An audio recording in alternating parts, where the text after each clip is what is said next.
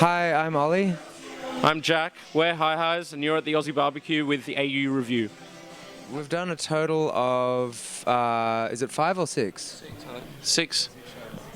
Yeah, and they've gone really well. It's in typical South by Southwest style of, chaos and mayhem, and then to the, playing after the metal band vibe. But yeah, they've been really good. That happened once, the metal band vibe. But I think it's also like all the shows have just gone the opposite of what we expected, and which is very South by Southwest, I think. So like we just played a show that we were like went on after a metal band, but it was like one of our best shows. It was really cool. Yeah, we're going on tour with Ferreira and How to Dress Well, up the East Coast, through Canada, down the West Coast into LA. Yeah, we're really excited about it. It's our first tour, and yeah, it's going to be really good. It's a 3-week tour, and it's going to be great, I think. Yeah, we're really excited about it. But yeah, it's our first tour, just playing like, I don't know how many shows there are, but 3 weeks of basically, wall-to-wall shows. Yeah, and we're on the tour bus thing, on the tour bus, sleeping in the bunks and, loading the gear into the place, looking at the landscape through the little window while we're having naps. It'll be really good.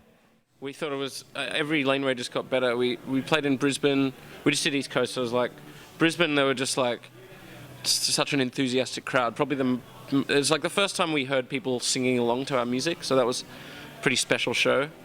And then Sydney was great, because it was all our friends, and then, but a lot of new faces, and then Melbourne was like, probably the biggest crowd we've ever played to. It's like this natural amphitheatre, and Laneway just as a tour was really awesome. It's really well run, and the lineup was amazing. We loved it. Yeah, it's great. So we've just released our debut album called Open Season in Australia on Sony and Fine Time, and it's also available on iTunes and Amazon in the rest of the world, or in the US and the UK, and Europe.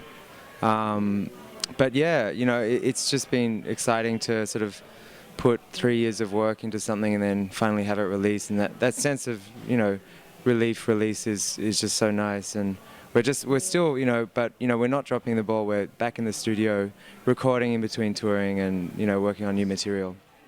It's kind of intense to let go of a record. Like, it was my first time anyway, letting go of like a project, and it's not yours anymore.